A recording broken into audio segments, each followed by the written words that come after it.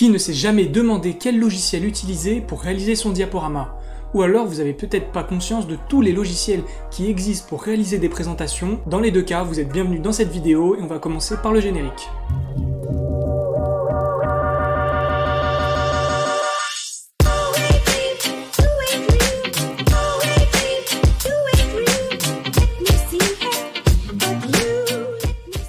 Bon, petit fun fact du jour, est-ce que vous saviez que le générique de la chaîne que vous venez de voir a été fait entièrement sur PowerPoint? Non. Alors si vous n'y croyez pas et que vous trouvez ça intéressant, abonnez-vous à la chaîne pour ne rater aucune des prochaines vidéos. Si vous cherchez le lien avec ce que je viens de dire, il n'y en a absolument aucun, mais abonnez-vous quand même, ça nous fait super plaisir. Trêve de plaisanterie. Aujourd'hui on va parler de PowerPoint, Google Slide, Keynote de Apple, Prezi...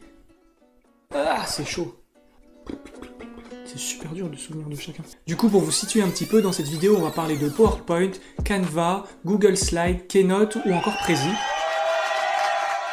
Alors on va pas pouvoir se pencher sur les détails de chacun, sinon la vidéo durerait 2 heures et puis ça servira à rien. Par contre, si jamais vous voulez des tutoriels précis sur chaque logiciel, vous nous le dites. Je vous rappelle déjà qu'on a fait 15 vidéos sur PowerPoint que vous pouvez retrouver en cliquant juste ici. On va donc parler de chaque logiciel, ses spécificités, ses avantages et ses défauts.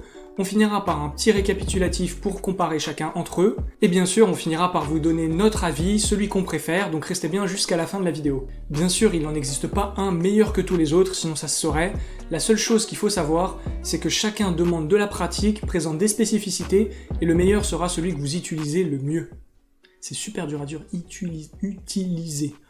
Et on va commencer directement avec Prezi. Alors pourquoi commencer avec Prezi ? J'en ai aucune idée. Donc c'est un logiciel très guidé qui permet de faire des présentations vraiment dynamiques. Il est possible de créer un diaporama en partant de rien, à partir de templates prédéfinis, de modèles, de l'importer depuis PowerPoint, bref, il y a quand même pas mal de possibilités. Mais attention, Prezi propose une version gratuite, qui dispose de certaines fonctionnalités, mais il vous encourage fortement à passer à la version payante. Voilà la grille tarifaire de Prezi, alors on va pas tout lister, mais bien sûr ça commence à 0 € pour la version gratuite, ensuite 7 € pour la version basique, 19 € pour la version Plus et 59 € pour la version Premium.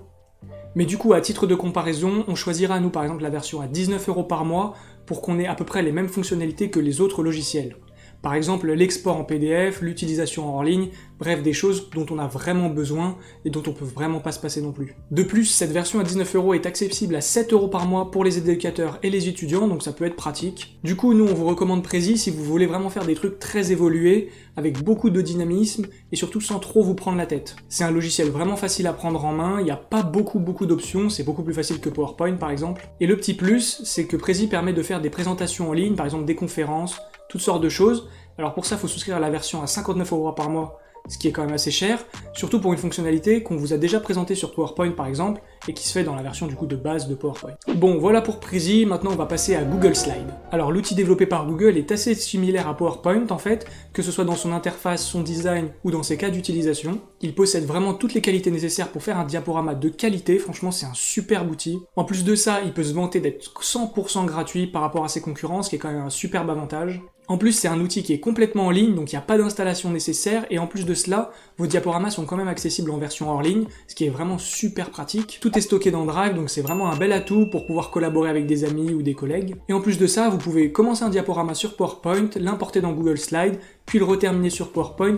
Tout est interchangeable, c'est vraiment pratique, et la transition se fait vraiment super bien. Et cerise sur le gâteau, vous avez une bibliothèque de modules externes assez fournie, donc je vous la présente là rapidement à l'écran.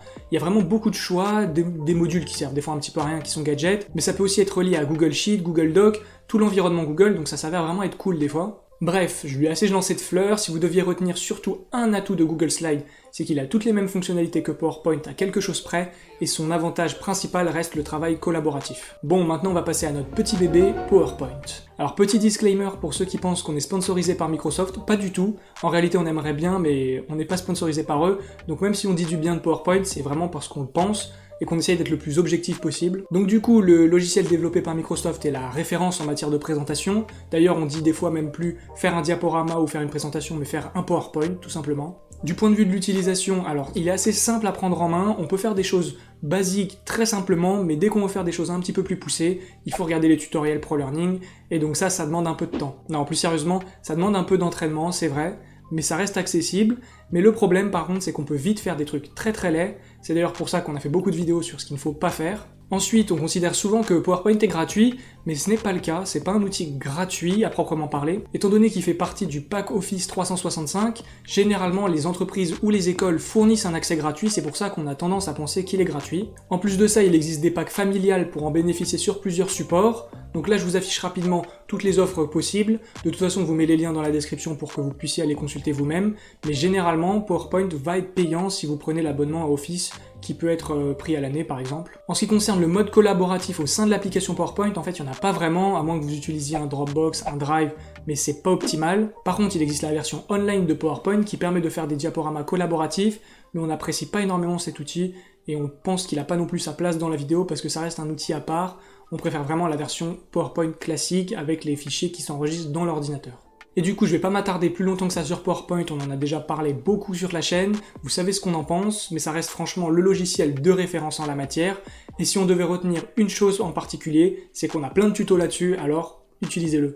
Non, plus sérieusement, ça reste un superbe outil, je vous conseille de l'utiliser, surtout si vous débutez, c'est quand même assez facile à prendre en main et on peut quasiment tout faire avec. Passons au logiciel Keynote. C'est encore une autre alternative, c'est un outil qui a été développé par Apple, il est vraiment pas très connu d'ailleurs, nous-mêmes on n'en avait jamais trop entendu parler avant de s'y intéresser plus en profondeur. On a souvent tendance à penser qu'Apple est un environnement très fermé, mais en fait on peut l'utiliser depuis un Mac, un iPad ou un iPhone, mais aussi depuis un ordinateur, un PC en fait, tout simplement parce qu'il y a une version web où on se connecte avec iCloud et on peut se créer un compte gratuitement. D'ailleurs le logiciel est 100% gratuit, donc vous avez rien à payer pour l'utiliser, ce qui est quand même un bon point. À titre de comparaison, c'est comme si on associait Keynote et iOS, et Windows et PowerPoint en termes d'utilisation et de complexité. Du coup, c'est quand même un logiciel qui propose une assez large gamme d'animations et de transitions, parfois même un petit peu plus poussée que PowerPoint, ou du moins qui demande moins de travail pour aboutir. Mais selon nous, PowerPoint permet quand même de faire un petit peu plus de choses si on se creuse les méninges, si on a de l'inspiration. Vu que c'est un logiciel moins guidé, on peut aller plus en profondeur avec de l'imagination. Et pour ce qui est du mode collaboratif, ça reste un superbe atout parce que, comme Google Slide, le mode collaboratif est très accessible et facile à prendre en main. Du coup voilà, c'est ce qu'on avait à dire sur Keynote, faites-vous votre avis, vous pouvez l'essayer gratuitement de toute façon, ça reste un très bon logiciel, et maintenant on va passer à Canva. C'est le petit dernier, il est vraiment super sympa, facile à prendre en main, le design est épuré, bref,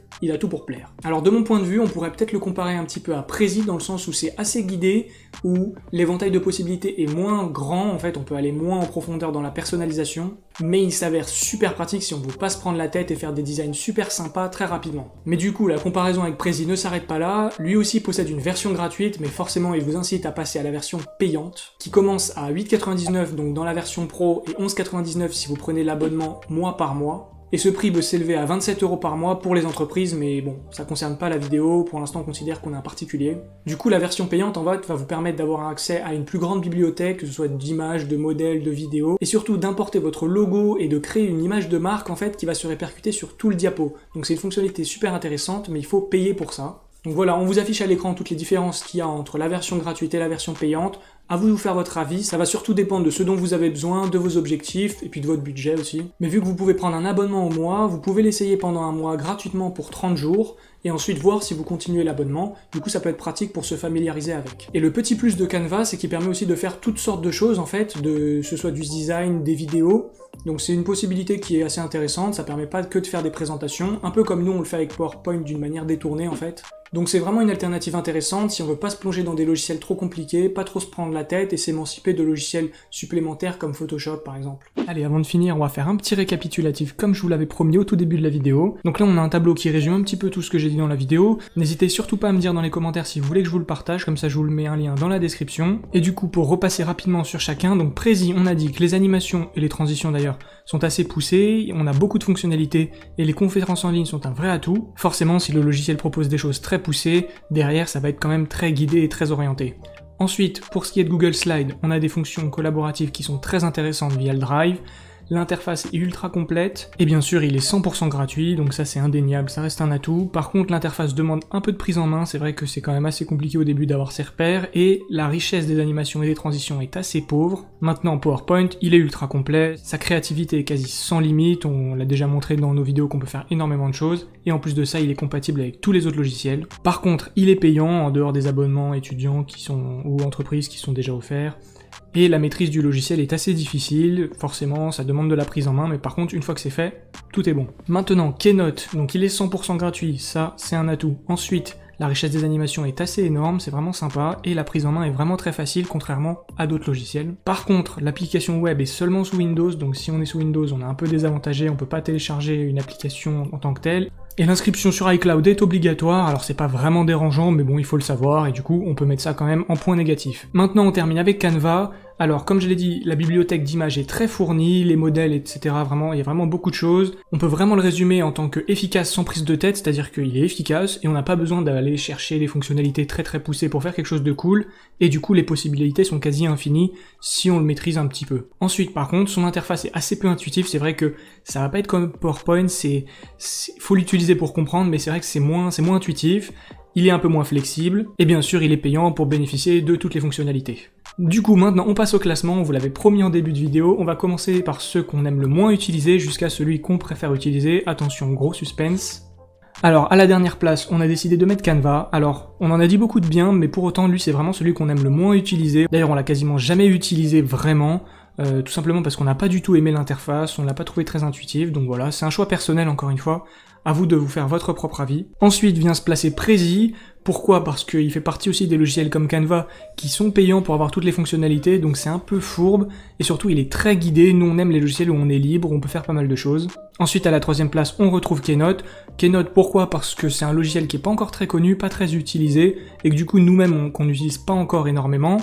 De plus, vu qu'on fonctionne sous Windows, l'interface est un peu moins pratique, c'est une application web, donc voilà, mais ça reste un excellent logiciel. En deuxième position, on retrouve Google Slide qui est vraiment un très bon outil, franchement, on le recommande. D'ailleurs, on va peut-être faire des tutoriels là-dessus, alors dites-nous si jamais ça vous intéresse. Et du coup, il mérite vraiment largement sa deuxième place, c'est vraiment un superbe outil.